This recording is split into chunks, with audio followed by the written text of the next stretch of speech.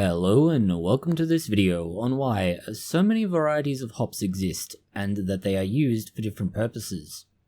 At least in modern brewing, hops are used to add aroma and bitterness to beer. Historically, it provided a degree of stability and longevity. If this is all there was to hops, there wouldn't be any need for so many varieties. In fact, there are 147 and possibly even more varieties out there. These are divided into three broad categories: bittering, aroma, and dual purpose. Hops are used for the two big components, oils and acids. At least as far as bittering hops are concerned, they have, well, rather obviously, a very bitter flavour.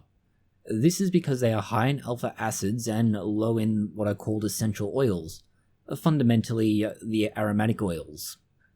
These hops have been made to bring the strong bitter flavour, and especially common for European varieties of hops. These are often very high in alpha acids by comparison to aromatic hops. Although there are a few exceptions, you can consider bittering hops as always having very high alpha acid levels. To be defined, or at least classically defined as a bitter hops, the alpha acid levels are between 8 to 10% of the dry weight. Some are extremely high at up to 18% or even slightly higher again. By contrast to this, we have the aromatic hops. These are much higher in oils, by comparison to bittering hops at least, and they contain a lot more aromatic smells, hence the name. Generally things like a fruit, earth, or honey scent, sometimes even flowers or spices. These are more commonly used for North American beer versus European beers. Although, again, there are exceptions, as a general rule you can consider this a reasonable approximation. Because they have much higher levels of aromatic compounds, they do also have lower alpha acid levels, which is somewhat useful. We say that they have lower alpha acid levels, however, it is worth noting that they do have somewhat higher levels of beta acids, which aren't as important, but we will describe these shortly. The other aspect to aromatic hops is that there's an emerging subset called flavor hops, which, to put it very simply, just have a much more potent concentration of the aromatic compounds, and flavor compounds on top of that, which tend to contribute more to flavor than scent. To first explain what's so important about these distinctions, we should talk about the alpha acids. There are three of importance: humulon, cohumulon, and adhumulon.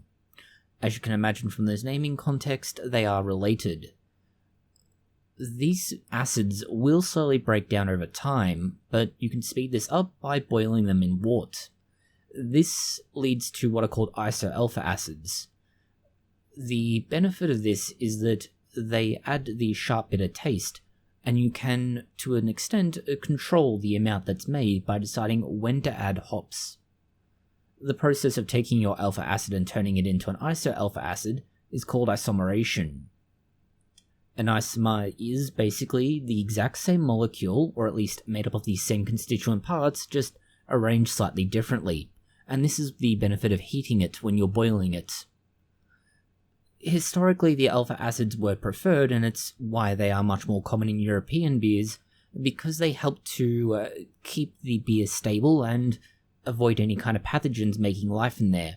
This meant that if you were shipping beer across extensive amounts of time and space, for example the Indian Ocean, you would be able to pack it full of this beer and it would be at least close to the same condition on arrival as it was when it left. This is why something like, say, an Indian Pale Ale is, well, a very strongly hopped beer. By contrast to the alpha acids, which are the primary focus of most hops varieties that are available, you have the beta acids.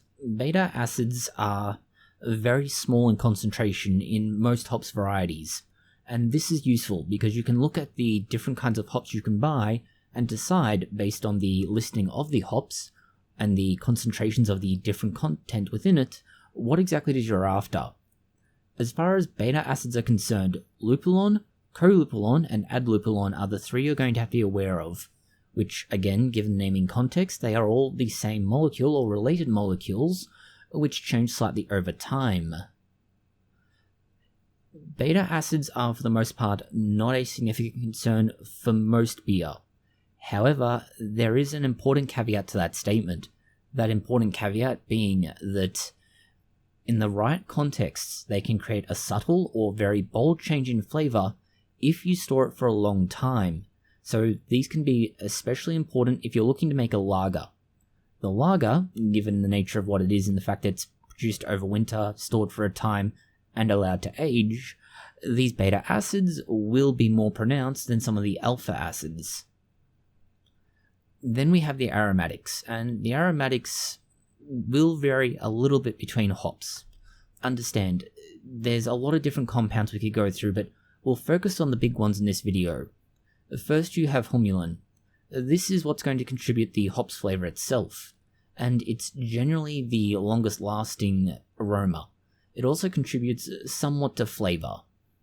Mycrene is a more North American hops flavour, and it's a bit unique in that it tastes somewhat citrusy, like lemon. You also have caryophyllene, and this is responsible for the spiciness or the spice-scented flavour of some beers. Depending on which particular variety you're choosing, this may be important. Finally, we have pharacene.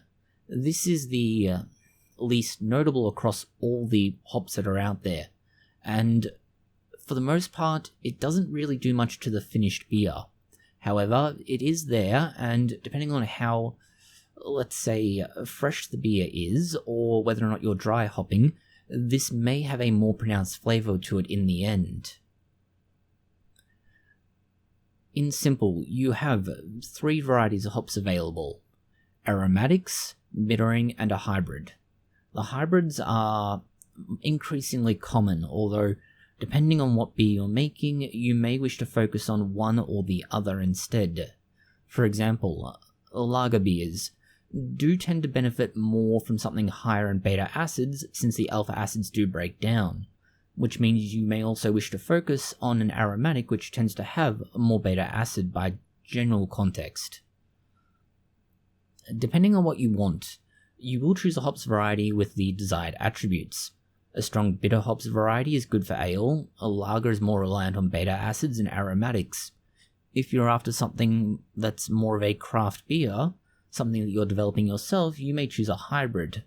There's a lot more flexibility to hops based on the concentration of these different content to it, and you'll gradually learn what it is you want for different kinds of beer, or more importantly, which variety of hops tends to have more or less of these different attributes. So if you don't have something available to you with the exact variety of hops, you may be able to substitute a similar variety that has most of or similar attributes itself.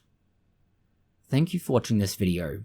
If you have found it interesting, consider liking, sharing, and subscribing. Please post any comments, questions, or suggestions you have below.